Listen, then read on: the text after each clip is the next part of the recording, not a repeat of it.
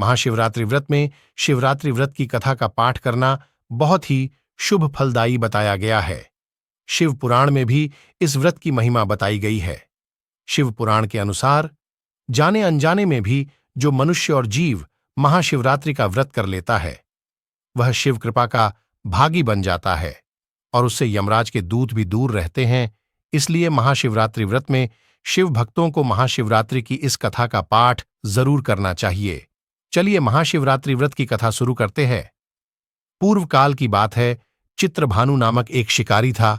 वह शिकार करके अपने परिवार का पालन पोषण करता था। उस शिकारी पर साहूकार का काफी कर्ज था, लेकिन वह उसका कर्ज समय पर नहीं चुका पाया। फिर साहूकार ने शिकारी को शिव मठ में बंदी बना लिया। जिस दिन उसे बंदी बनाया गया उस दिन शिवरात्रि थी। चतुर्दशी के दिन उसने शिवरात्रि व्रत की कथा सुनी और शाम होते ही साहूकार ने उसे अपने पास बुलाया और आरण चुकाने के बारे में कहा। उसके बाद वह फिर शिकार की खोज में निकला।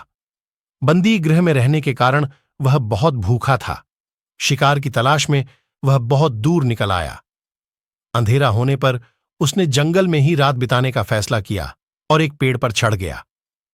उस पेड़ के नीचे शिवलिंग था जो बेलपत्र के पत्तों से ढका हुआ था। शिकारी को उसके बारे में जानकारी नहीं थी। पेड़ पर चढ़ते समय उसने जो टहनियां तोड़ी वह शिवलिंग पर गिरती रहीं। इस तरह से भूखे प्यासे रहकर शिकारी का शिवरात्रि का व्रत हो गया और शिवलिंग पर बेलपत्र भी चढ़ गए। रात के समय एक हिरनी पानी पीने तालाब पर आई। शिकारी जैसे ही उसका शिकार करने जा रहा था भी हिरनी बोली, मैं गर्भवती हूं, शीघ्र ही प्रसव करूंगी। तुम एक साथ दो जीवों की हत्या करोगे। मैं बच्चे को जन्म देकर तुरंत तुम्हारे सामने आ जाऊंगी, तब मुझे मार लेना। शिकारी ने हिरनी को जाने दिया। इस दौरान अनजाने में कुछ बेलपत्र शिवलिंग पर गिर गए। इस तरह उसने अनजाने में प्रथम प्रहर की पूजा भी संपन्न कर ली। कुछ देर बाद एक हिरनी उधर से निकली। जैसे ही शिकारी उसे मारने के लिए धनुष बाण छड़ाया तो हिरनी ने विनम्रतापूर्वक निवेदन किया, हे शिकारी, मैं थोड़ी देर पहले ही आरतू से निवृत्त हुई हूं, कामातुर विरहिणी हूं, अपने प्रिय की तलाश में हूं। अपनी पति से मिलकर मैं तुम्हारे पास आ जाऊंगी। शिकारी ने उसे भी जाने दिया। रात का आखिरी पहर बीत रहा था, तब भी कुछ बेलपत्र शिवलिंग पर जा गिरे। ऐसे में शिकारी ने अनजाने में ही अंतिम पर की पूजा भी कर ली। इस दौरान वहां एक हिरनी अपने बच्चों के साथ आई। उसने भी शिकारी से निवेदन किया और शिकारी ने उसे जाने दिया। इसके बाद शिकारी के सामने एक हिरण आया। शिकारी ने सोचा, अब तो मैं इसे यहां नहीं जाने दूंगा, इसका शिकार करूंगा। तब हिरण ने उससे निवेदन किया कि मुझे कुछ समय के लिए जीवन दान दे दो। शिकारी ने पूरा रात की घटना उस हिरण को सुना दी।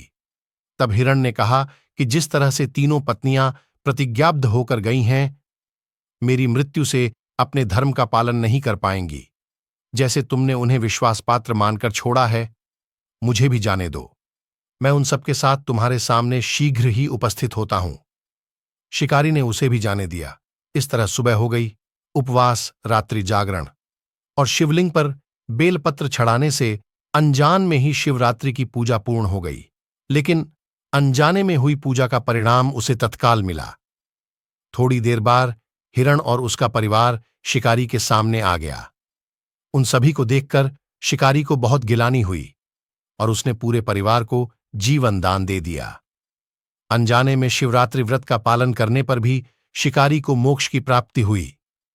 जब मृत्युकाल में यमदूत जीव को ले जाने आए तो शिवगणों ने उन्हें वापस भेज दिया और उसे शिवलोक ले गए।